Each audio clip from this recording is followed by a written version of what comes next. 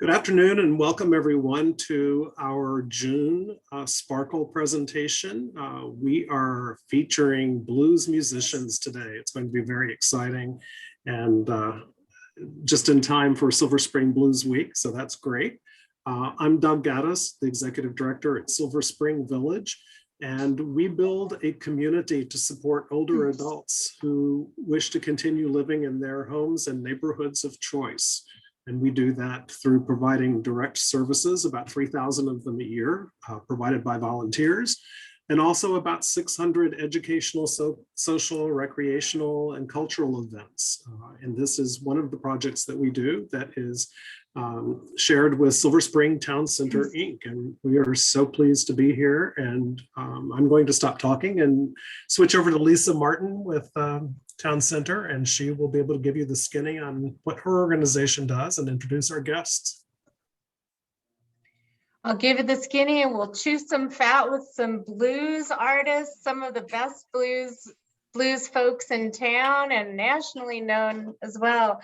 We're so excited, Doug, to be presenting a Sparkle Baby Boomers, the Blues and Beyond, hosted by WPFW's Miss Ida Campbell. Who hosts the show Don't Forget the Blues, and Ida is annually the MC of our festival each year. This year she's the host of our whole virtual Silver Spring Blues Week. This is our 12th year, really. Hopefully we'll be back in person next year, but we have an exciting schedule lined up for Blues Week, which starts on Monday. In addition to some live performances, we have an array of creative programs that celebrate the blues, starting on Monday with Blues Through Poetry, hosted by Brenda Bunting. That's at 8 p.m. And then Tuesday night, we have a special book talk, Sweet Bitter Blues, with authors Frank Mathis and Phil Wiggins, who will also be bringing his harmonica along to do some play some tunes.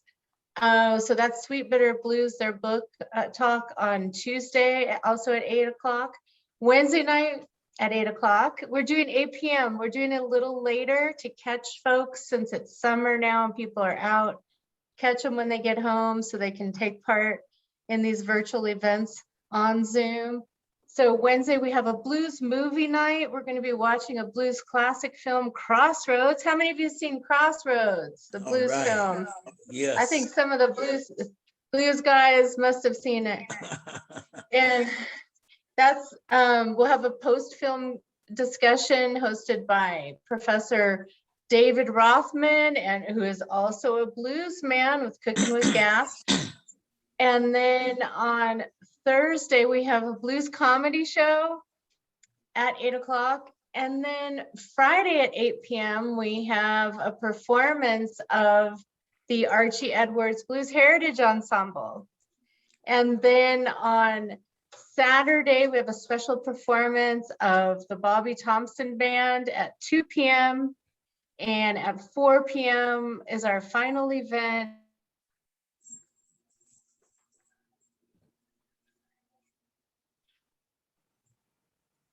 Did she freeze? I think so.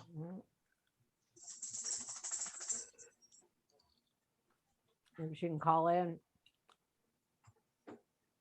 Hey, Lisa, why don't you call in? Looks like Well- Lisa just got bumped. Yeah. Uh-oh. Well, she probably So- signed off to. So I'll just, I'll fill in here until she comes back. I have no idea what all they've got in their schedule.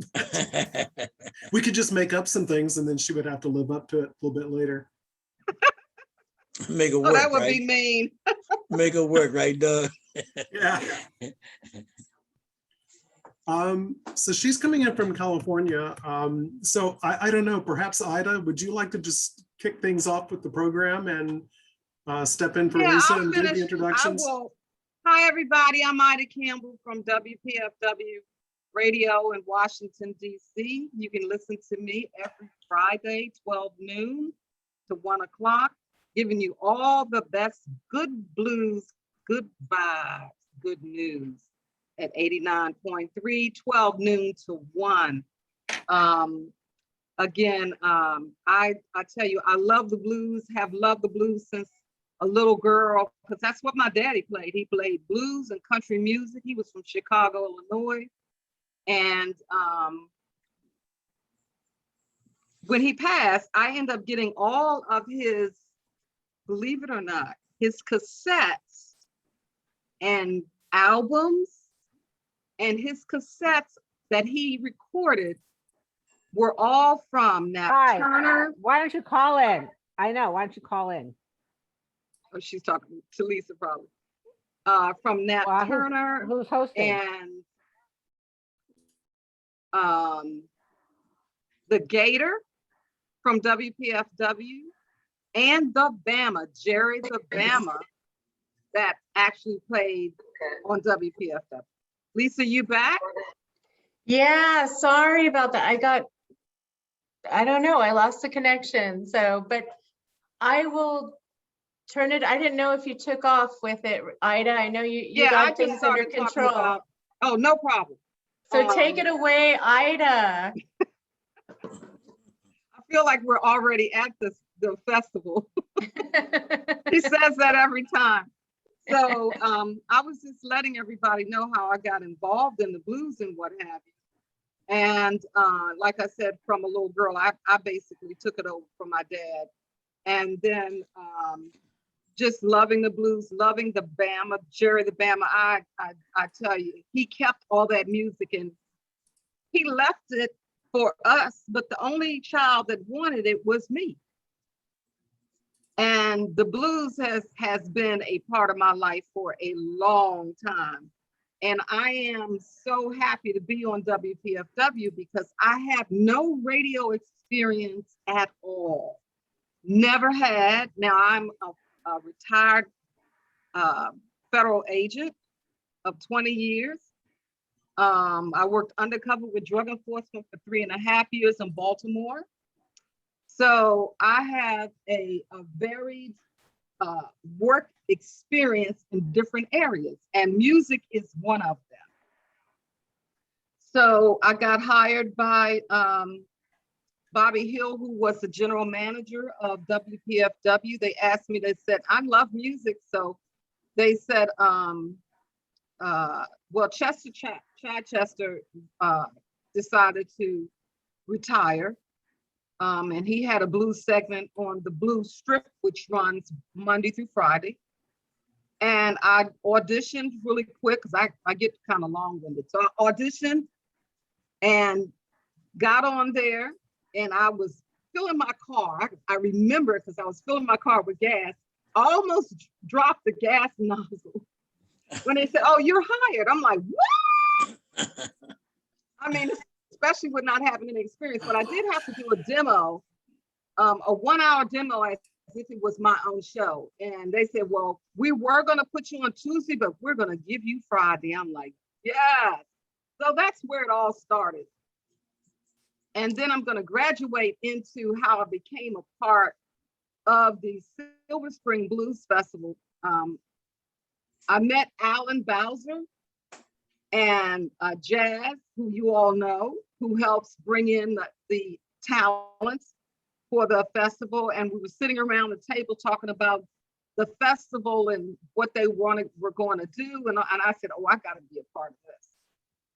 And I've been a part of it for the last 12 years. I don't know why I think that this festival's been going on 17 years. But it has, and it's only 12 years, right? Am I right, Lisa? Quite. Oh, I can't. You're oh, right. You're right. I was unmuted, but giving you the thumbs up, Oh, right? okay, I didn't see that. Well, Lisa, it's my- the anyway, Anyway, we've had so many. My this t-shirt says festival- 2018 was the 10th. Say right. that And again? I didn't hear. Terry is on our board of directors. She said her t-shirt says that 2018 is the 10th, which is correct. What happened is we didn't count last year because we didn't do anything because of COVID for the Blues Festival. But you had one in 2019. Right. Yeah. And that was the Okay. 11th.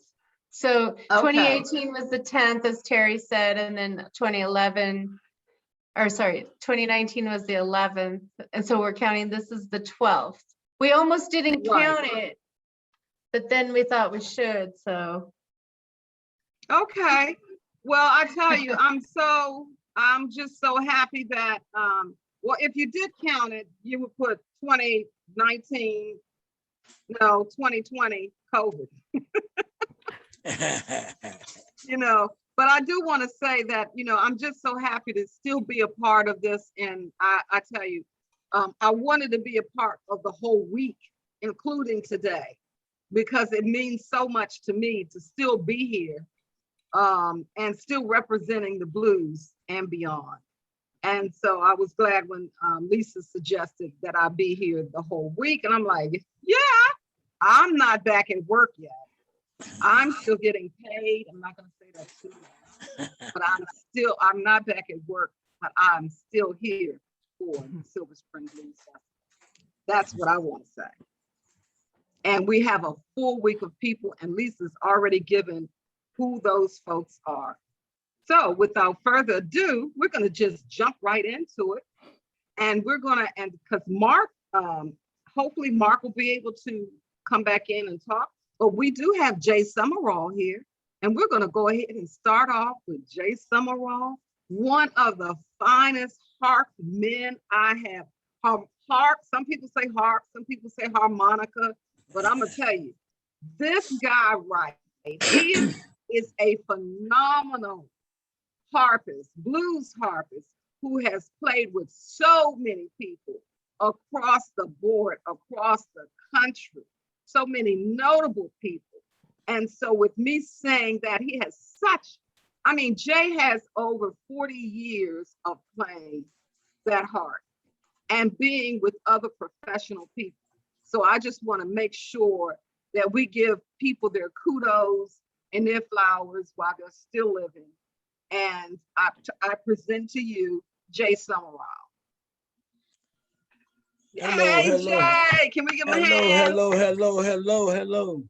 You guys were talking about the Crossroads, and I actually played with some people that have dealt with Robert Johnson, played with Robert Johnson, like Honey Boy Edwards, Louisiana Red, Drink Small,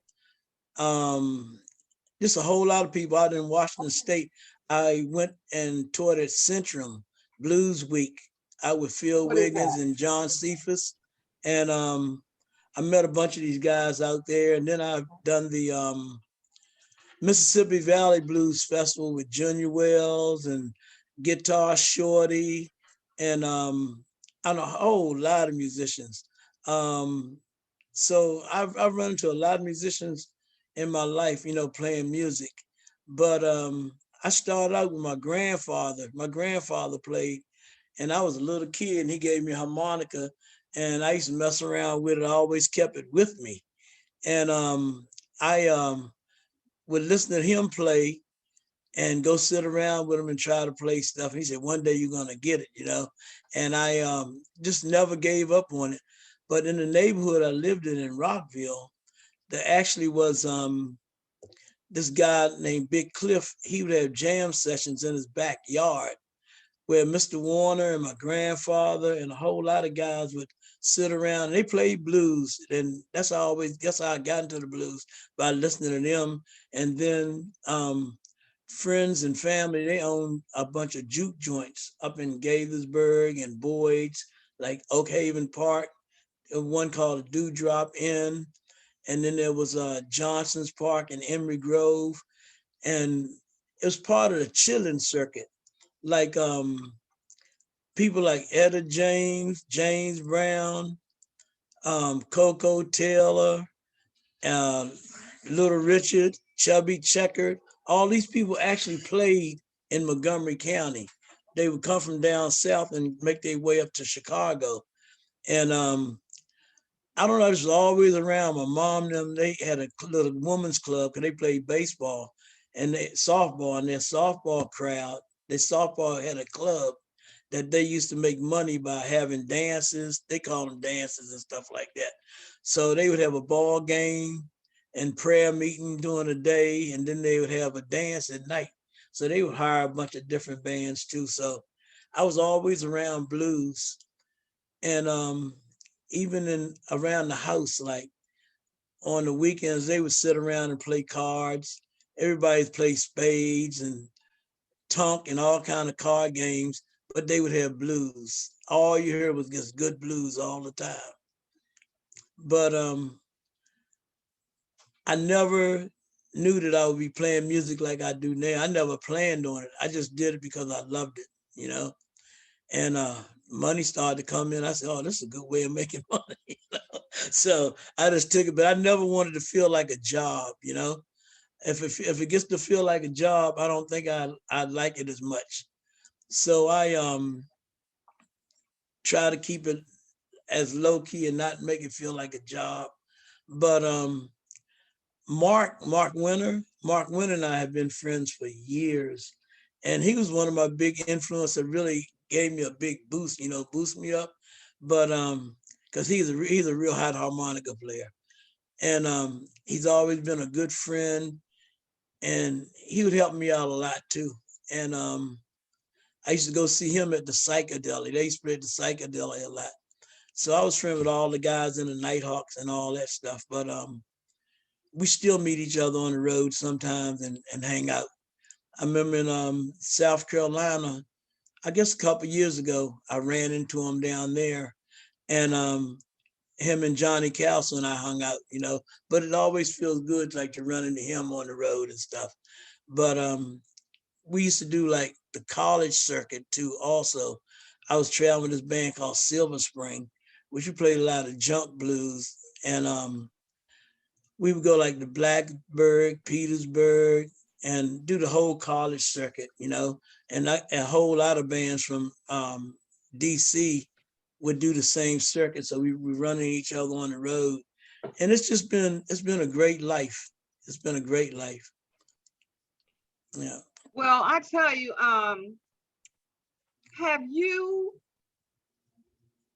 tell us some of the notable people that you've run into, that you had the opportunity to play with, that you never thought you would play with those people. Well, you know, one time we were playing in Maine, in Bangor. At Well, the I've been to festival. Bangor and I love it Yeah. up there. Well, they had the Smithsonian had this thing like I'm with Folkway Records, and they had this festival there where they would go to different states and start festivals for like 2 years. Oh, And Warren and I would go and do that. And one night, Dave Jackson actually drove us because Mike Baytop couldn't go, and Dave took us. So me and Dave was hanging out, and we came back to the room because we were gonna get ready to go to the party, and Gatemouth Brown and Warner Williams was actually sitting on the end of the bed playing songs from their childhood. That was one of the greatest moments, you know. I couldn't believe it. And then I played with Honey Boy Edwards, John D. wow. Holman, and Louisiana Red. I sit down and play with him on the porch out of Washington State, and like on these guys, it was just great. And I actually took a train with this guy Drink Small from down south. He is a great blues player too, also. But I took a train with him and Warner and Mike Baytop to Washington State from Rockville. So I got to hang with them for the whole ride. And then there was Junior Wells. Oh my gosh. Yeah, Junior Wells and I were real good friends, and James Cotton and I were real close. I used to hang out when he came to Desperados. We would hang out in the dressing room and play, and he would teach me a bunch of stuff, you know. And then we did the what festival was that?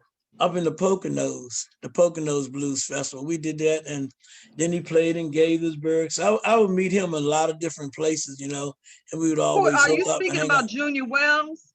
James Cotton and Junior Wells also, yeah. Hey, look, I got the funniest story. I shouldn't tell. Look, we were in. You talking about James Cotton? No, Junior Wells now. Oh, okay, okay. Yeah, Junior Wells and Guitar Shorty and R.L. Burnside. All of us were in a limousine. They were taking us for a ride to go to the store out of the hotel that we were staying in. Oh my gosh. And we told These Warner are to sit in the great back. stories. Yeah, Warner sit in the front. He said, I want to sit in the front on this limousine. So Warner sit in the front, and we said, Warner, where you want to go? He said, I want to go to the dollar store, give me some shades. so he wanted to go to the dollar store. So all of us rode to the dollar store to find him some shades. But, you know, R.L. Burnside had his sons with him in his band because his son played the drums. But it was great hanging around with those guys for a week. Yeah. But Well, you know, I'm sorry. Well, you know, R.L. Burnside, I just got introduced to him about 9 months ago from Memphis Gold. Oh, So yeah. anything what would you say about his playing? Oh, it's unreal. Hello? And this was back like in the 80s. I think we was together at the Mississippi Valley Blues Festival. And he had his kids playing with him. And all of them they were great. You know, I just even couldn't imagine sitting there playing with my father. My father was like him, you know. It was unreal to see them guys play. They were great. Yeah. Oh, so Bobby Rush is on the line, but we'll talk to him in a few minutes, y'all. Okay. But I do see him plugged in, but I don't see him. Do you see him trying to get in? no, Because I don't see him on a picture. I don't see him. He is on. If you click your view, you can click speaker view. If he says hi, he's talking now. Oh, there he is. There Hey, he is. I Bobby. see him. Okay, I see you We'll can him. hear say me hi now. to- You couldn't hear me. Okay, you can hear me now. Okay, we can see him. All Hey, right. everybody, this is Bobby Rush, one of our guests, and we got Mark Winter back. Yes. All right. Yeah, good So to meet say all hi of to you. Bobby, y'all. Good to meet all of you. I had a little problem getting in to you guys, but I will listen to you, but you couldn't hear me. I will listen to your conversation. Okay. I listen to Okay. man talking about Junior Wells and James Cotton and all of them Yeah, guys. man. Them good old people, man. Good people, Bobby. Yeah, I They took came me up. under their wings. Yep. Well, you ain't nothing but a baby. That's why it took you in the wing. I know. Hey, that's what I'm talking about. But, you know, I really respect that I took they Junior look Wells. out for the younger talent. I took Junior Wells under my wing. Oh, did you? Yeah, Hey, he was a good dude. Yep. good dude, but they're much younger than I, so but they're Yeah. not too far behind. Yeah. We also have Mark Winter. Mark, how you doing out there? Oh, unmute yourself. Unmute yourself.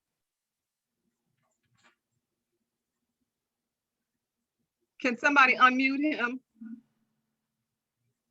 He has to unmute himself. I requested him to unmute. Do you see a button, Mark, to unmute?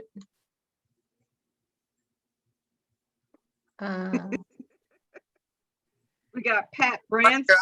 I got it. Here we go. He's Oh, got there we it. go. I hope we It's all didn't lose good, right? Bobby. Okay, Oh, all yeah. right. Hey, All right, great. And so, can you say anything else about Junior Wells or James Cotton? Jay? Oh, they were great. You know, I think the last time I saw James was at the Poconos Blues Festival. And with Paul, oh no, it was at Blues Alley. Actually, Blues Alley. He did Blues Alley about a year ago, like about a couple years ago. Okay. Yeah, I saw him there. But James was like, he was a great person. We used to hang out a lot, and especially like at Desperados. And then he actually came to Gaithersburg and played at the fairgrounds in Gaithersburg, which is right up the street from me. And I don't know, I spent a lot of time going to see him. Yeah, he was a real good person. That's all I got to say. He was a good person. And he Well, always thank told me, he said, don't try to play like me. He said, play like yourself, you know?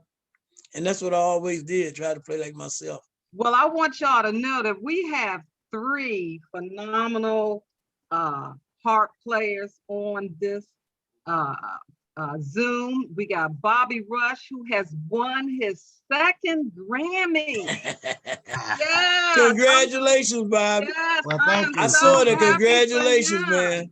Thank you, man. Thank all And of you then we- guys. Yep. Yes, and then we have Mark Winter, who has won some awards, I believe, some blues awards Yeah. in the D. Go ahead, Mark. Yep, we won Blues Award in 2011 for Best Acoustic Album. Down of course, in Memphis at the Blues Awards. That was a thrill. Okay, okay. And so I just want to say that, I mean, these three phenomenal men. Now, I do want to say that Millie Jackson accepted and agreed to be on today, but her air conditioner went out for her whole house Oh, within the man. past 2 days, and she's been That's trying to fun. get that worked on. So if she can come on, she'll be on, but if not, just understand what she's dealing with, okay? Right. I know that's All right. Because don't nobody, I mean, being in DC without air conditioning and humidity is one thing, but being down south without air conditioning is a whole heck That's of a another- different story. Ain't that Awesome. right, Bobby? That's right. That's right. But you know, I didn't catch the earlier conversation what you guys have been talking about. But let me tell the one that may not know, or know Mark knows. Okay. I've been recording this year for 70 years. I have Wow. 397 records. Of course, I Mm. have was blessed enough to be nominated in the Blues Award in Memphis. I've been up for 31 times. I believe I won 18 of them. Wow. Been up for a Grammy. Congratulations. Been up for a Grammy 6 times. I won 2 of them, plus the box set of the year 3 or 4 years ago. So I'm just glad to be in the company like you guys and ladies and what have you. I guess everybody here is so much younger than I am. So and the No, ladies, you younger than we But are. you look You young, younger than Bobby. we You are. look young, though. You look young. come on. I'm Age serious, is just man. a number. Oh, You When- look when- young. You when- look good, when you- man. when you got kids 6 or 7 years old, 65, 61, 60, 58, and Uh not a baby anymore, you know. huh. But I said that in a joking fashion because I'm just so Absolutely. blessed to be around, you know. Well, we're Yeah. just so happy. We're just so happy that you uh made yourself available. And I tell you, I said that now on my blues show, a lot of my friends know I play me some Bobby Rush. Now, Oh, I I know. won't play the real good the real good nasty stuff, but I will play some chicken head and henpecked and all that kind of good stuff. Right. And Well, I do play music from your Raw album. And Yes. I'm gonna tell you something. When people see me down in Pamunkey, Maryland, which is known for Southern soul and blues, Yes. they said, "When you gonna bring Bobby Rush to Well, Maryland?" I said, "We working on it. We working on it." We got to do So, that because Bobby, Markham, Maryland is wait. a famous place, is a personal place, and I just love the place. We got to come. We got to do it. We got to do it. Mhm. Okay, okay. You got to bring me back to. We got a Mississippi monkey, but it's poor monkeys in Mississippi. Oh, is that right? Yeah, in Cleveland, Mississippi, a place called Poor Monkeys. You know, been there. Oh, wow. Been there for many Okay, years. okay. And so I just want, because I know Mark is traveling on the phone and his internet sometimes is good and not good, but Mark, I want you to tell us some of the famous people that you have encountered with in your history of playing 40, 50 years, because you look like you're 60 something years old. I don't know how old you are, but it You don't act matter. like it But you too, look Ali. good. 72. Huh? He act like it too. 72. No, no, no. You can't be 72, just like Bobby. Y'all look good. Thank you. I was born in But- 1948 in Washington, D.C. I can't, it'd take me too long to list everybody. I've been very lucky, and I've made it my business to get close to as many of the great bluesmen as I could. And I'm fortunate to be old enough that I caught an awful lot of them before they passed. Of course, I missed a lot of them. The day I figured out that Little Walter was the greatest harmonica player ever was the day he died. And I never did get to see him. And even the video, the little bit of video content that's available on him is pretty weak. It Right. doesn't give you a really. If I showed that to you and said this is the greatest star player there ever was, you'd say really.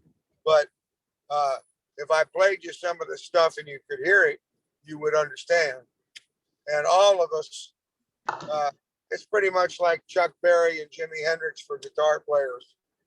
You can't do what we do without Little Walter. So, but I did get around early on. I got around Slim Harpo and Lightning Slim, and I got around James Cotton pretty early. And like Jay was saying, Cotton was very open and very willing to teach and show you stuff and be friendly. Cotton told me when he got to Chicago, there was a clique of Junior Wells, Little Walter, Big Walter, Yeah. and he wasn't in their little clique. And they kind of kept him out for a while till he, he just worked his way in. But Cotton would also hang with you and party with you and give you that extra time. Especially, I used to smoke Winston cigarettes, which was his brand. So I always brought an extra back. So I said, Mark, give me another Winston. Mark, give me another Winston. Give me another Winston.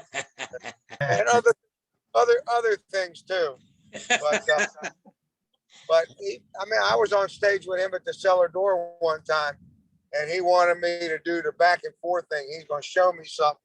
We were doing a high squeaky notes, and I got distracted for just a second. I don't know if I was looking at a girl or what I was doing, but he just in my face, boom, with a real hard squealy note. Get back on track, sucker. Don't be looking at that girl. You're on here on stage with James Scott. Wow. Yeah. Well, I want to ask Bobby, what, since you are one of the most, I tell you, I went to Chicago, y'all. I'm gonna tell you, I went to Chicago in 2018 to the Buddy Guys Legends Club. And I said, I'm going to make a point. If I can't get on stage or I can't meet these guys down here in DC, I'm going to go to where they at. And that's what I did. And that's where I met Buddy Guy and Bobby Rush. But Buddy wouldn't give me the time of day other than to take a picture with him when I was buying some of his merchandise. But Bobby Rush, I tell you, I connected with him like he was my big brother. And when he came down here, he got an award from the Merlin House Museum over in Annapolis. He got an award there. And I made sure, I said, I'm going to stay connected because I got to keep this blues music going. So what I want to ask Bobby is, what does it take to blow the harmonica where you have to hit those high notes? I mean, just what does it take to do that? What skill? Well, you have to know your harp. You have to know your craft. Most guys who listen to myself and Muddy Waters and James Cotton and people like that, it's kind of natural to me. You have to know your instrument first of all, because most harp players know what I'm talking about. Most of them play back and forward. They don't try to play note. If you notice the way I play notes. Let me tell you where it's come from. In 1951, I was living on 1220 Troy. Little Walter lived at 1229 Albany, which is back to back. Wow. See, I guess now I'm the oldest blues singer in this category living today with 397 records. Yeah. And I came up, left Louisiana in 1947, me and Little Walter, John Lee Hooker, 1947. There's nobody on the staff can talk about that kind of thing. Right. Cotton didn't come into really with 1957. But a guy came in 1957. Etta Jane came in 1957. I'm the one picked her up and brought her to Ralph Babb, who was working with Chess. See, I come in 1947 and started recording with Chess in 1951. So it don't take anything but knowing your instrument. Little Walter knew his instrument, and he was the best thief in the world. because I used to stand on the porch and say, Walter, here's a note. And I would play a note. And he would say, in the next 2 or 3 weeks, you hear it on the record. Because he could steal your note and do it better than you do. You know, the harp player. Now we got harp players in the audience with us now, but that's for the guy who's stealing a note. Little Walter was that. Now that's a black note. Ain't too many white guys play them kind of note. I'm saying it out openly because Walter started there. Those kind of notes didn't come from the white players, come from the black players. Okay. Nobody never talked about that because nobody ever asked about Bobby Rush. But at 87 years old, who know it better than I know it? So I can tell you some stories about the licks and where they come from, and even where Cotton got his lick from. Big Walter was the dad of all of this. Mhm. Little Walter had the opportunity to put on records. That makes a big difference. You follow me? Yeah. That makes a Yeah. big difference. Yeah. And Muddy Water is in 1949 and 50. He was a harp player. Nobody never talk about that. Yeah. He was a harp player. Mhm. Then he went to the guitar. That's what Muddy Water was doing, playing harp. He Right. didn't want first give me this. That come from Muddy Water. But Little Walter was so slick and so good at what he do. He would take whatever you did and make it him. Mhm. You do like Make it Stevie him. Wonder did Albert King. Stevie Ray Vaughan did Albert King the same way with his guitar. That's right. That's right. Nobody want to talk about that. Yeah. The Beatles took Come Together upside down and tell it was from Jimmy Reed. Paul Big Boss Man was a lick. I was in the studio when he was doing it. Mm. Big Boss Man, you remember there was lick turned up like Come Together. That's where the lick come from. Nobody Wow. want to talk about by how it's been stolen from the guys. That's where it comes from. Yes. Yes. And so Thank you. tell me how it was for you to do the Chitlin circuit and how it was back then compared to now. That's not that much different because everything have changed, remained the same. What called the Chitlin circuit. Now we was in Mississippi, Arkansas, Louisiana, Arkansas, wherever we were, in the cotton field picking cotton. Now they got casinos in those same places, and they're hiring black folk for little or no money. It's the same thing as picking cotton. It ain't changed. Mm. Right. If you don't Right. believe it, just watch the TV. Just in January the 6th. There ain't nothing That's changed. true. Ain't nothing changed. Ain't nothing changed. And I'm one of the few guys around still talking about those things because most guys, especially the black guys, have crossed over and crossed out. But Bobby Rush have crossed over and never crossed out. I still That's talk right. the same thing I talk, and people still say, we ain't gonna play that Bobby Rush record because it's a little risque. It's risque because they thought it was risque. Right. Most wasn't risque when the Bible told him in the book that you must have babies. It's like this grain of the sand. That's a lot of babies. That's a lot of babies. Yeah, but The whole bunch. that's what we got to do. And I thank you for just having me on, and thank all these guests for what they do, what they've done, what they plan to do, because this is the talk. This is the talk. We don't have too many guys who would talk the real talk about the Chitlin circuit. The Chitlin circuit is well and alive, but the same guys who had the Chitlin circuit joint, now white people own these joints now and still hiring you for little or no money if you're black and playing the blues. That's true. That's Yeah. very true. So Mark, Yeah. Mark, you're playing right now. What's the climate out there when you're playing, Mark? People are ready. People are hungry. Yes, you're right. We're just getting started back doing some local dates, and this was our first little very short out of town excursion.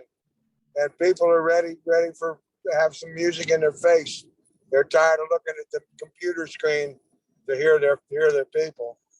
So it's encouraging. I hope it's safe.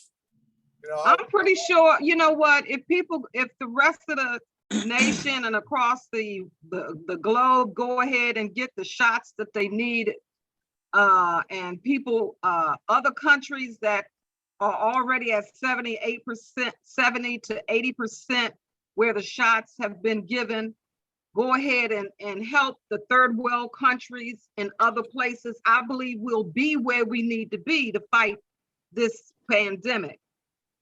So that being said, do you yourself, Mark, find that, let me back up and say it this way. What made you get into the blues, Mark? I heard it when I was pretty young. It was, and I was a little rock and roll kid, and I began at a pretty early age to figure out that the thing that I liked the most about the rock and roll I was hearing was the blues element that was in it. I liked it for what it was, but I heard Jimmy Reed and John Lee Hooker at a pretty young age.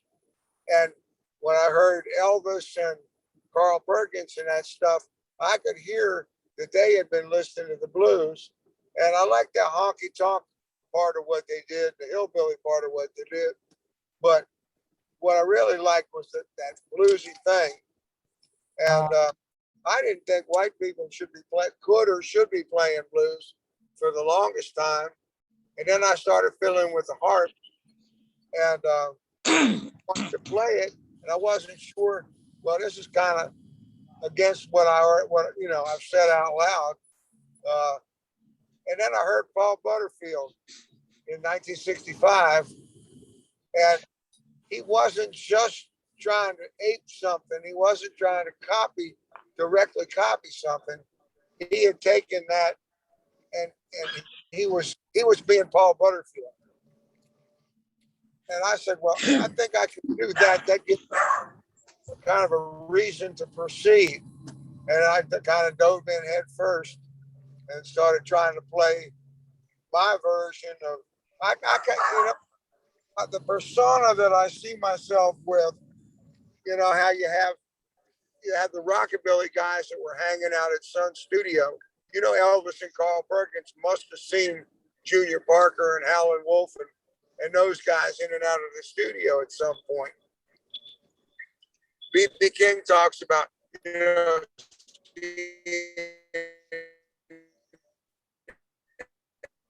Okay. And I was hanging out listening to Big Walter and Howlin' Wolf at the Sun Studio. And Okay. he went on to do some kind of music that was whatever it was.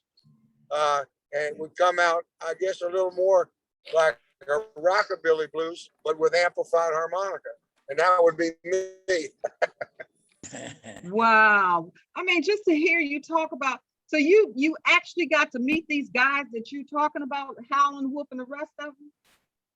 Well, I never really met Howlin' Wolf. I saw him a bunch, but I did a lot of work with Hubert Sumlin and pumped him for everything he would tell me about Howlin' Wolf.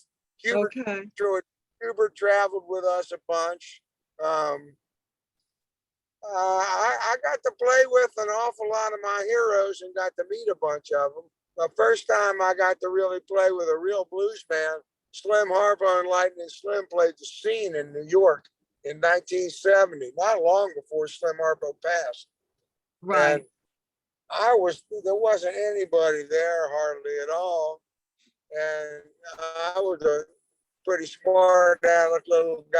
I had the nerve to go up and shout him up and say, hey, I'd like you to hear me play. Can I sit in with y'all? And he said, okay with me if it's okay with the club manager. And I found the club manager. He said it's okay. And so I got up, played with him. And then what he told me was, he said, you're pretty good. He said, what you need to do is get with some guys and stick with them. And that's pretty much since the Nighthawks were exactly the same for 14 years and pretty much the same for 30 some years and still carrying the spirit for 49 years. I took his advice. Okay, He was- okay. So I'm gonna ask you guys a question. What do you believe it's gonna take for us to keep the music of the blues continuing beyond where it is now? And Bobby, I can come back to you, Bobby. Okay, give me a second. Okay, Jay, Yes. what do you believe it's gonna take for us as blues lovers and blues musicians to keep the blues alive and moving forward? Keep it on the radio and put it out there and have a lot more workshops and stuff. But sometimes it seems like it's hard to get these kids to come to workshops because when they hear that they playing blues, they don't think of it as the way we did when we were younger. But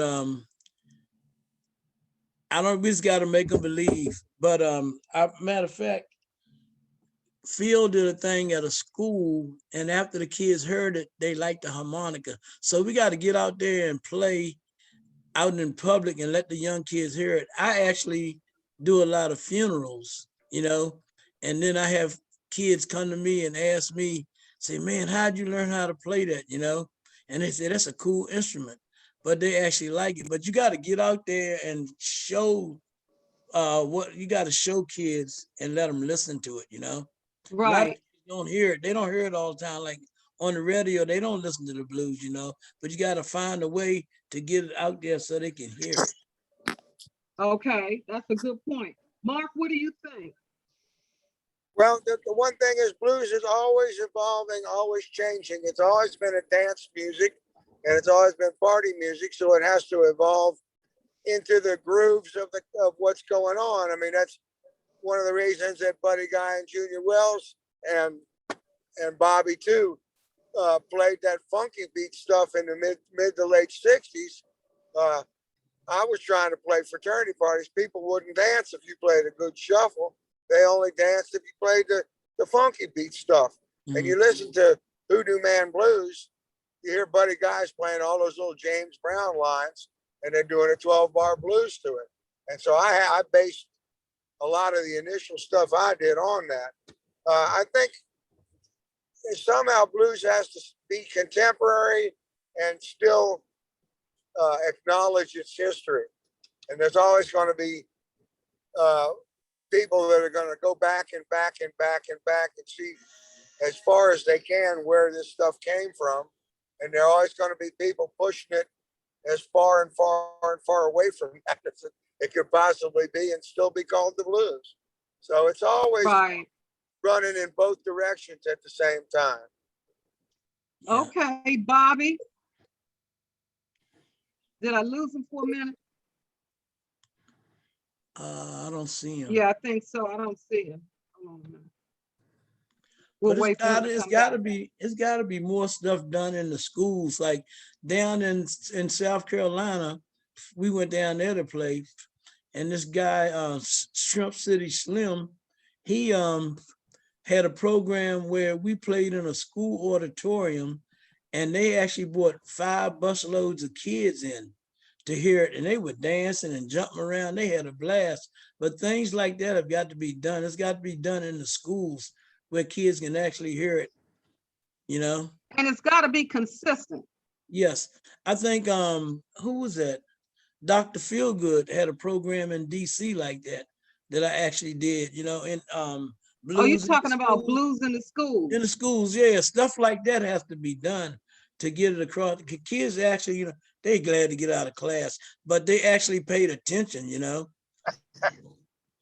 Exactly, Yeah. exactly. Well, also, I think, the blues music has always been a political type of music. You have that brings a message in reference to the movement of Mhm. freedom and civil rights and human rights for the longest time. Oh yeah.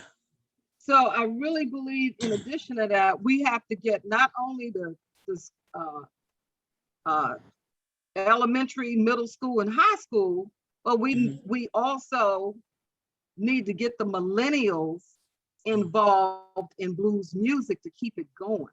Mhm. And to me, having a combination, I wish Bobby was on here. I think he got knocked off or something like that. Mhm. But I really believe that when we can incorporate other age groups, Mhm. when we can incorporate other infusion of other types of genres of music within blues, like they have blues rockabilly, you have rock and roll, and blues. You have so many different types of blues. But when you can incorporate them, that everybody can get the same feeling and understand that it comes from blues, Yeah. I think we'll be able to keep it going. Yes. And it's a part of it.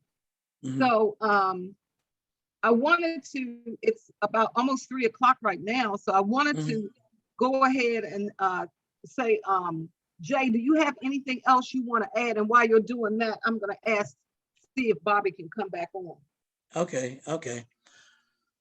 I really wish that somebody could, maybe even Lisa and Blues Society, maybe they could get a thing like Blues in the Schools going. Because that's what I think we really need, is to get kids at a young age to start playing harmonica and playing the blues. They have guitar lessons in the schools, but they don't teach them blues. Their kids don't know nothing about it. It's one lady, Georgine Fontaine. I think she won the female vocalist award in the metro area, but she went to Bowie State, is one of those colleges, but she teaches in Montgomery County. She's a music teacher, and she tries to get kids doing more modern music like blues and jazz. Yeah. Okay. But it's got to be put out there. It's not being put out there the way it should be, Okay. And you have any last words that you want to add, Mark? Because not last words, but I'm going to ask people that are online if they want to ask any questions at this point after you finish, Mark. I just go along with what Jay's saying. You want to reach the kids, you got to get to where the kids are. Hi. Hey, how you doing? I'm doing fine. How are you? Good. Now, good. Oh, it's great. Thanks. Like I tell you, I'm always very alert to. Can we, people like whoever's you. talking, Wait can a minute. we let me mute do them? this off. This is nothing. Let me cook. I was doing that while. There we go. Okay. So, yeah, Mark, go ahead. Can you repeat what you said, Mark? Yeah, I just go along with what Jay said. You got to reach kids where they're at, and hopefully they're still going to school and can reach them in the school. And I know that they're always happy to get out of a class to go to some presentation, even if some old fart's going to play some old-fashioned music. They'd still rather do that than be stuck in a class. So that's the business. Didn't Billy Branch been doing that for like 30, 40 years? I think you're right. I think so. Yeah. This is not really a new idea, but it's one that it's funny. Y'all know the harp player Bruce Ewan. Yeah. Played around town. His brother is Bobby Radcliffe. His real name is Bobby Ewan. And Bobby and I went into Bruce's 7th grade class. And I don't even know what 1960 something that was, and did a little blues workshop. And here's Bruce out here playing better harp than most of us now. He does, yeah. It obviously can work. These kids hear something and it catches their ear. If it's good, they're gonna dig it. Yeah. If you give them, you show them the heart, show them the feeling that's there, they're gonna dig it. They're gonna dig it. But that's just like Mark, remember the Cambridge Harmonica Orchestra, right? The Cambridge Harmonica Orchestra with Pierre Bogard. that was crazy, but Yeah, when people saw it, they actually got interested in it, you know? right.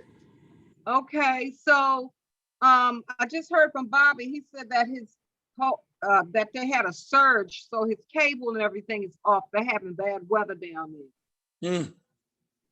So my question is now to the audience. Do you guys, and we thank you so much for being online and just enjoying this right now. Do you have any questions that you want to ask of the gracious people that we have from Mark or Jay or myself? Bobby, I don't think he'll be able to get back on by the time we get done, but do you, in the audience at all, do you have any questions or comments? You can take everybody off of mute, whoever the host is. Okay, I'm hosting now. Folks need to unmute themselves when they want to talk. So who has a question for our blues artists?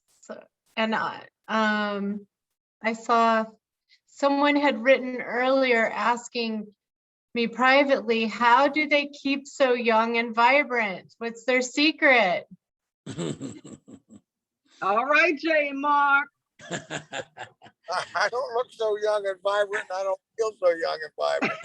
But I've obviously created the illusion of young and vibrant.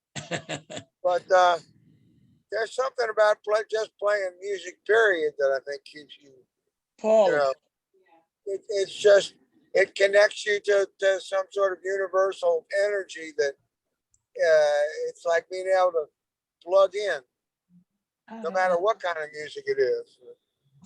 Certainly blues music does that. okay. Right. What about you, Jay? Well, I don't know. I run a lot. I mean, I walk. I can't run no more. I'm too old to run, but I walk a lot. Every chance I get, I walk. You know, I drive a school bus from Montgomery County, and every time I stop, I get out and I go for a walk. You know, I exercise, and I watch what I eat, and I just take care of myself. You know. That's That's all. wonderful. Yep. Do Bobby's what the back doctor on the tells. line. That's Bobby's son right there. Hello, Bobby's son. Can they hear us? No, I don't think they can hear you. I don't even see them. Well, they don't have they don't have the mute button on. Bobby? Okay. Yeah, he's not muted. He's Bobby Maybe Rush's son. Oh, Hi, well, can you hear us? Bobby Rush? turn the volume. Maybe if you turn the volume.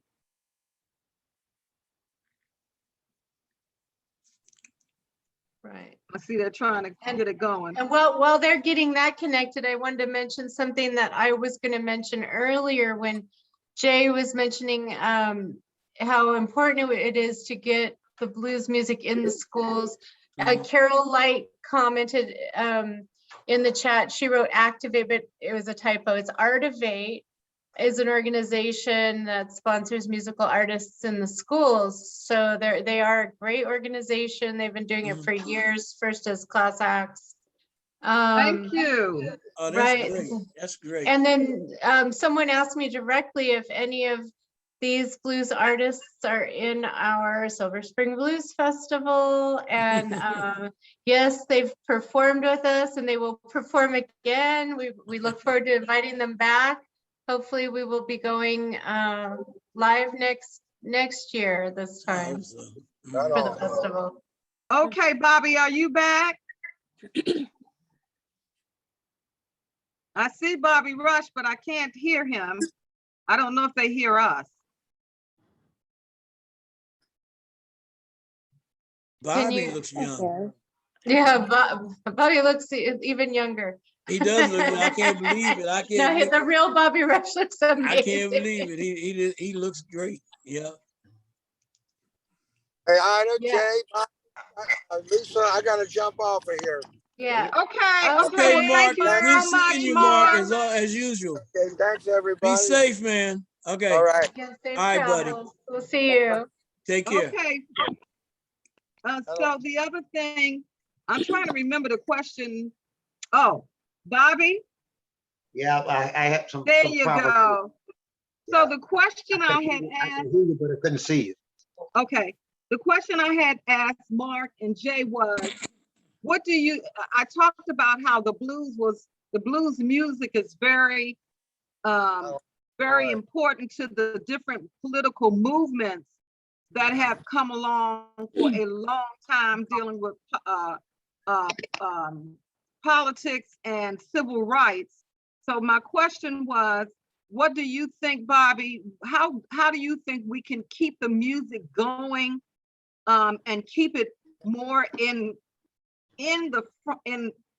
front of our young people and keep it? Oh, thank you. Keep talking. Thank you, Bruce.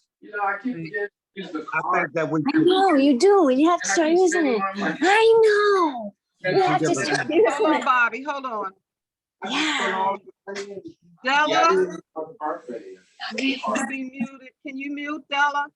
I am. Okay, Here, I got it go right ahead, here. Bobby. Please. I think what we gotta do is more of what we're doing now. We got to not be ashamed of what we do as Black people. We got to not be ashamed of the music because it's Black. Because the one thing for sure, we got to educate our young men and women that blues is a root of all music.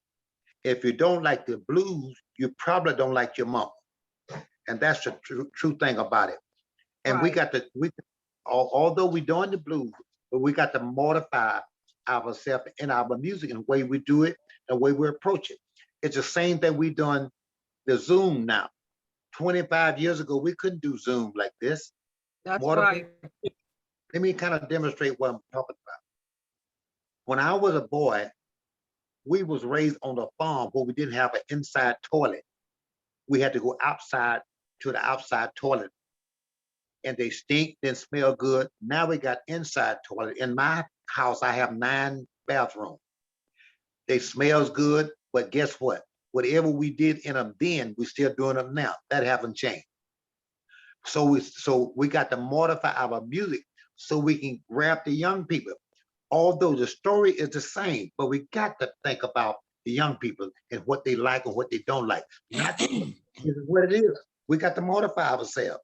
And we got to teach our kids that the blues is something that's going to be here, was here when we got here, going to be here when we leave. And it's the root of all music. And we got to teach that.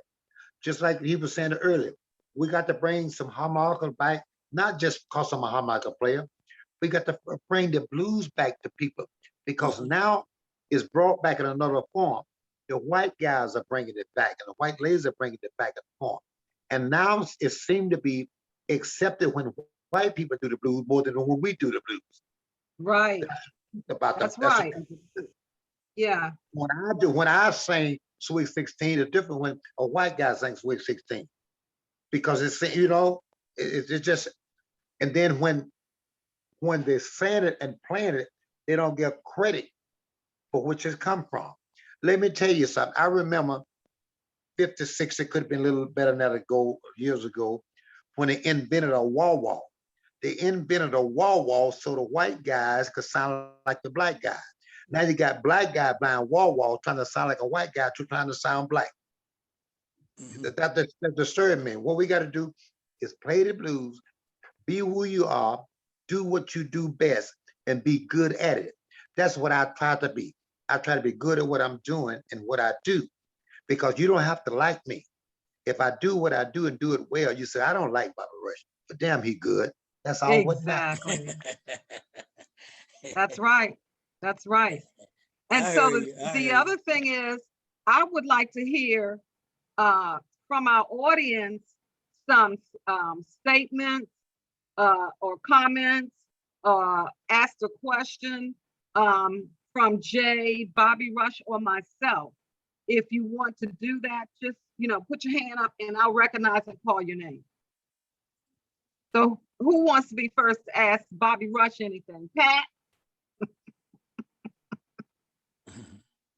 Anybody?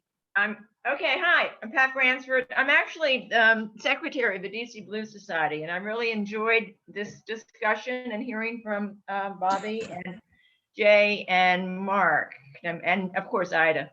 So Bobby, you got to come back to Maryland. I actually had tickets to see you about 1.5 years ago, and for some reason your show was canceled. So come on back. Yeah, but because the virus came in and knocked all of us out, you know. I hated Jay had to leave, but I respect what Jay do and Mark do, and definitely I respect what our host is doing and what she have done, because everybody plays a big part. But I think it's time for we to speak out on issues that let you know where the grooves and the music all started and come from. And a lot of time come from the Black race of people, and they don't, nobody talk about that. Yeah. Nobody talk about those kind. It seem to be a hush kind of situation. But we all harp players. We know basic. When I hear guys playing the harp, I'm a harp player. I know where the licks coming from. I know who they copying. There's nobody out there really know, and not too many guys doing the original note. They may call it original note, but they borrowing a little here, stealing a little here, lying about a little here, and digging here. It's all good, but just tell where it comes from.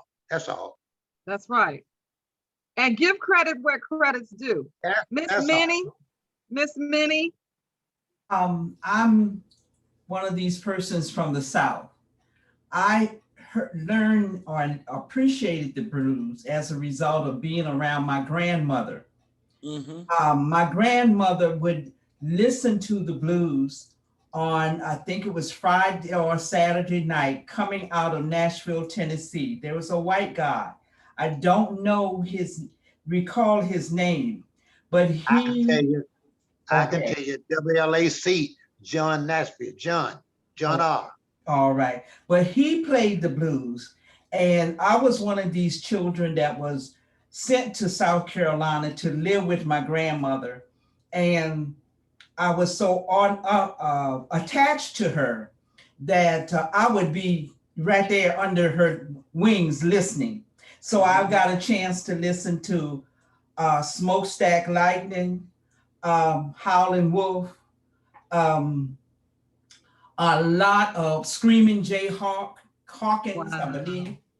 And I'm currently 75 years old, but my grandmother, when she died years ago, she was in her late 80s.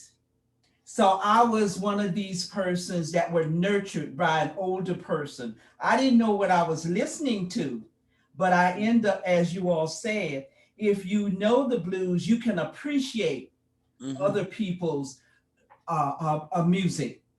And so as a result, I learned to listen to reggae. I learned to listen to the white guys. I love Dolly Parton. I love people like Roy. Anyway, those guys from Nashville. I enjoy their music just as well as I enjoy our music. And that's all I wanted to say. Well, thank you, Miss Minnie. Did anybody else have a statement? Oh, Miss Carol. Go ahead, Miss Carol. And also Terry Salas has had her hand raised up here. Okay. I have a question for you, Bobby. You mentioned that you have children. Now I missed some of this, so maybe you've answered this. Do any of your children follow in your musical background, in your musical heritage? Yeah, I have my son who's a drummer, and I have a grandson who's a rapper, and he's 31 years old, and he knows everything. You know, he told me the other day, he said, Granddad said, listen, what you're doing is old fashioned. About 2 minutes later, he said, can you let me have $500? I'm old fashioned. But I said that to make you laugh a little bit. Yeah, there's some want to follow in my shoes. They want to follow in my shoes after the fact. They see I'm successful. Earlier, I don't think nobody wanted to follow these shoes when I was a young man because I wasn't making any money, wasn't making no dent in the world of what I was doing. Jay can understand that when you're not making any money, everybody want to say, well, once you get your real job. Yeah. You know? Oh man. Yeah. Do I remember that? Yeah. Bobby, that's really funny you said that, because That's all I ever heard all my life. Why don't you get a real job? Nobody never Yeah, knew what yeah, I was doing in my family, but they thought I that's was right. a bum, you know, but Yeah, I yeah. did what I wanted to do. Yeah. Oh, wonderful. Miss Terry? Yeah, hi, can you hear me? Yes. I just have a comment or question is that I'm really glad to see everyone here, including Ida. But I noticed that it's all of the performers are men, and women played a really significant Well, part I of the did blues. have, I don't think you heard earlier on, Millie Jackson was going to be on here Right. as well. However, with her air conditioning breaking down, I don't think she was able to come on. So we did have a woman guest planned. However, with something like that, you know, I'm not going to try to force anybody, especially Millie Jackson. I know who it is. Well, I Ida, mean, they don't know you sing. They don't know you're a singer. But the other thing was, and I'm sure it happened across both genders, but it seems like the women performers, the original, like Bessie Smith and Twyla Tharp and I'm trying to think who else. They really had really sad endings. Died, and Yeah. I mean a lot more I think than the men. I don't know if Yeah. it was the traveling or what it was, but I mean most of their careers ended because they were killed. And Yeah, they were either killed or they died because of drug use or alcoholism yeah, or something like that. Rainey, And- Right. So it wasn't easy. And I can tell you, just from my studies and research that the music business is not for the faint-hearted, if you know what I mean. The music business is a tough business for men, let alone real tough for men, especially if you Black and African American way back when. And I know if we had more time, Bobby and Jay could really talk more on the things that they went through to get to where they are today, which is nothing in compared. And some of the women, now I do have a girlfriend named Ruby, that's in California, but she is about my age. She's not one of the older, well-known, and I wanted to get some more well-known people, but there are the blues women are few and far between because a lot of them have passed on. So that's another reason why I only had a few choices to bring them to this type of event. And the other thing is that Bobby, Jay, and Warner and myself, we're all doing this as a volunteer. We're not being paid. So when I just basically ask favors for people to come on and do this for the Silver Spring Blues Festival. So, and you know that the festival itself is a 501(c)(3). So we're just glad to be able to bring who I could possibly get to be here. So thank you, Ms. Terry. You brought up some very good information. If I can, may I add to Ms. Yes, Terry. Bobby, go ahead. We just don't have as many ladies that's in the business because most of the ladies in the business, some of them disgusted about making a step in the business because there's so many things against them in the business as men, ladies. The travel, they're underpaid. Same way with men, but men can survive a little bit better sleeping in cars and on the road with no place to live and no place to stay. But sometimes we don't have anything to eat, no place to eat. And it's a tough business. It's a tough business. That's why I wrote this book. It's coming out the 22nd of this month called I Ain't Studying. That's right. And you are going to hear a lot of me talking about what it is and what it was and what I expect it to be, because I left 1947 on my way to Chicago. Didn't have enough money to get to Chicago, so I went by the way of Pine Bluff, Arkansas. From Pine Bluff, Arkansas, I had enough money to get to Memphis with B.B. King, Rufus Thomas. I made enough money there to go with Chuck Berry and Albert King in East St. Louis. Then I made enough money to go with Little Walter and Muddy Water Howlin' Wolf, Willie Dixon, and Bo Diddley in Chicago. That's how I got Chicago.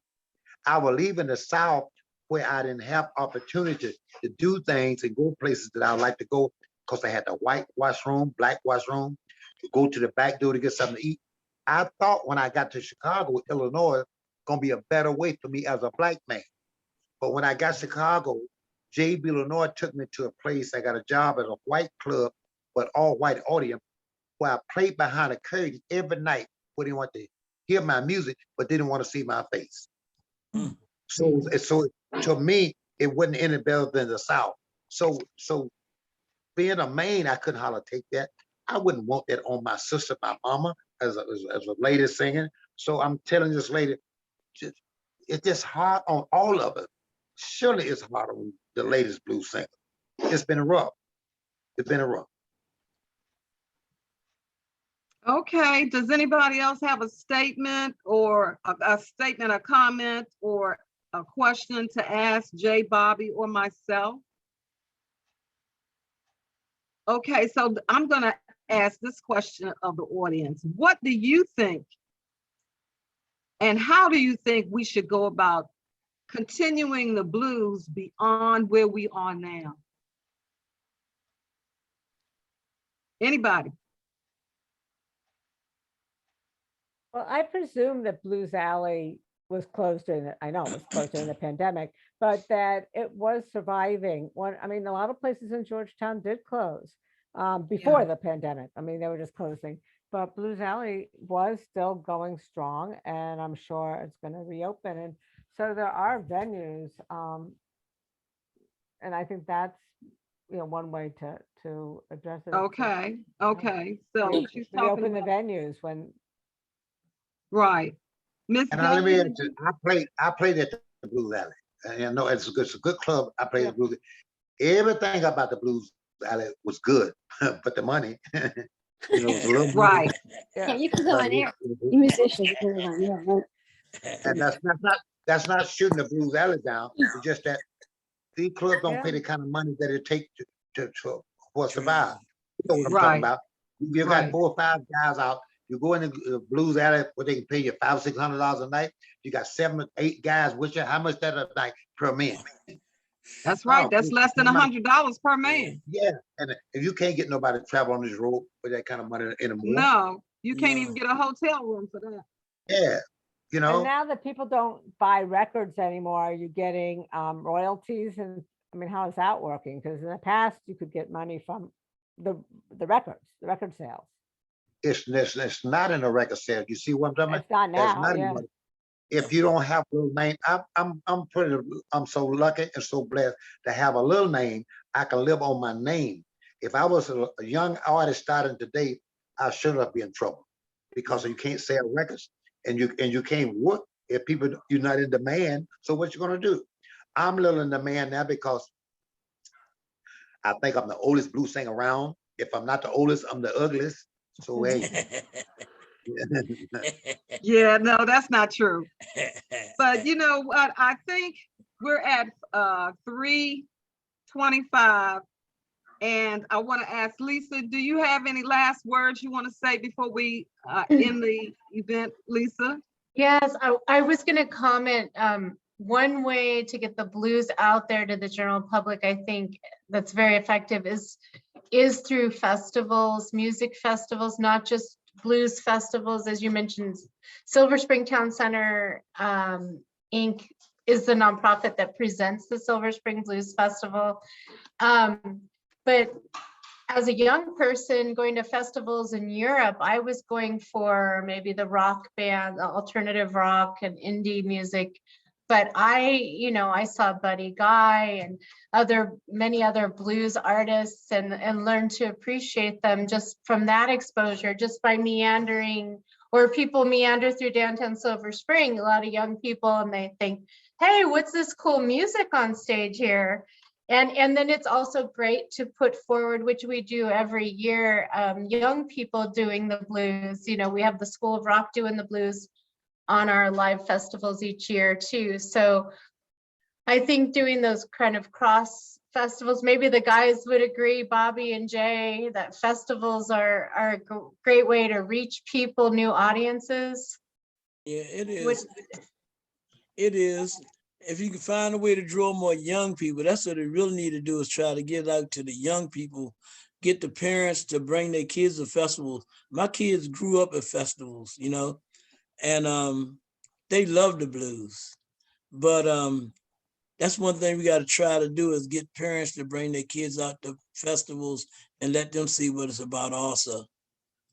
Well, you know what, that's a great idea as well. I thought about maybe getting, like, you have to start somewhere. So maybe starting on the college circuit, because a lot of college young people love blues as well. Yeah. So if you can get on a college campus through their student association and get these blues artists on those college campuses, I think Yes. that will help as well. But then somebody else, in addition to that, somebody else has in the chat, what about scheduling a dance with the blues musicians at Glen Echo, And when Glen the Echo, Buffalo yes. Pavilion or the ballroom are open, or an outside at the Hill Center in Southeast and DC, or Yes. performing noon at the concert at the Library of Congress. All of those are very good things to say. Because kids are out in those places. And you know, like at PG College, they had the Blues Festival, and they had entertainment for kids there. So it was kids around, and they had a stage right beside where the kids were finger painting and stuff. And I saw kids doing artwork, but yet they were still paying attention to the music, you know? Exactly. Yeah, they were So, dancing. and I know we only have but so much time left. I do want to say, Jay, you need to send me some of your CDs so I can play them on the air.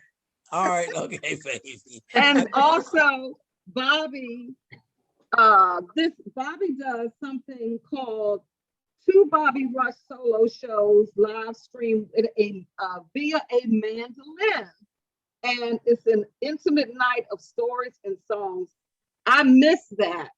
But if he ever does it again, I want to make sure I see that it's called Bobby Rush Raw, and then Bobby Rush again on sale June 22nd. Then his book, I Ain't Studying You, My American Blues Story by Bobby Rush. And you know, you have to stay relevant and stay in front of people, and that's what he's doing. He's got Bobby Rush, Raw Then Raw. That's what he won one of his Grammys for. And then Bobby Rush and the Dolomite Kid. Now, this is a book written by Bobby Rush and produced by Todd Jackson. It's called The Dolomite Kid. So that sounds like a book that you can read to your kids. I think. Am I right, Bob? Yeah, you can. Okay, and one more thing I want to say. Bobby Rush, Sitting on Top of the Blues. That's one of his CDs. So I'm telling you, he is doing a daggone thing. Yeah, that's right. Well, And Jay so much. and Warner, who Mark, who had to get offline, they are doing it. Yes, I sing too, but I took a break. I took a break. Can I say to the young lady? Who said Okay, about Bobby, blues go singing, ahead. I want people to know that you're not just in the host as a DJ, you are a vocalist also. I want people to know that we do have a famous lady who sang the blues on with us, and you are the host, and you sang the blues. Yeah. Well, I These are acknowledge- not I coming did from my acknowledge big at the brother. beginning. Who said just something, Terry? Yeah, I just said I did acknowledge you at the very beginning. I said I was Yes, thrilled you to see you did, there. and I appreciate you so much. And I tell you, I love doing these oral histories because it means so much. I thank you guys for participating. Make sure that you come online because this whole week coming, starting the 14th, right, Lisa? Right. Monday The Silver through Spring Blues Festival Week virtual is starting Monday, June 14th through Saturday, June 19th. Please join us. We have one Zoom link for all the activities. And you can go to silverspringblues.com for more info, or find us on on Facebook pages. Our Facebook pages have all the info as well. And you can also send me an email, lisa@silverspringtowncenter.com, to get on our mailing list. Okay. I think most everyone is on there. But this has been such a wonderful, wonderful program. Ida, thank you so much. And Bobby Rush, Jay Yeah. Summerer, and also Mark Wenner, who was awesome to hear from all of your stories. And we hope to invite you back to tell more stories, and also to do the blues live you. on stage for us sometime in the near future, hopefully.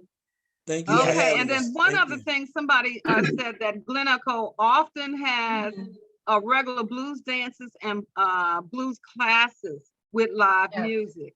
They I do. don't know when they're gonna open up again. I guess the park system will let us know that. Yeah. And so, and somebody else wanted to know, the name of Bobby's book is I Ain't Studying I It. ain't studying yet. I ain't That's studying. right. Be humble. An American Blues Story. And you Yes, can get you that. gotta buy this. You gotta buy this book because I'm telling on myself and everybody else around me. Mark, you might be in my book too, man. And you know what? No, Mark is off. That's Jay. But I know if we bought his book, I'm sure he would do a signature for us, Yeah. right? All right. All right. I sure will. I sure will. You'll get it. And the book will be out on the 22nd. So look out for I Ain't Studying Yet. Jay, thank you. Good to see you again, my Hey friend. man, it's good to see you too, Bob. You keep doing what you're doing, okay? If Mark's somewhere listening while he's off the air, Mark, I'm sorry I couldn't get back with you, but I love all of you. And my host, I love you best because I don't know why the host looks so much better than you, Mark. Oh, that's messed up. That's a good Oh, thing. we though. all That's a brothers good and thing. That's a good thing, Bobby. I love you All guys. right. Thank you so much. All right. Lisa, you want to Thank say you. All right. anything more? I mean, it just Yes. means so much Thank to you, have Jay. everybody. Love you, buddy. Y'all take care, okay? Thank you again, Bobby All right. Rush, Jay Summer, Mark Wenner, and don't forget the blues, Miss Ida Campbell hosting That's Silver right. Spring Blues Hey, Festival love you Week. guys. Let's keep Oh, it and coming. one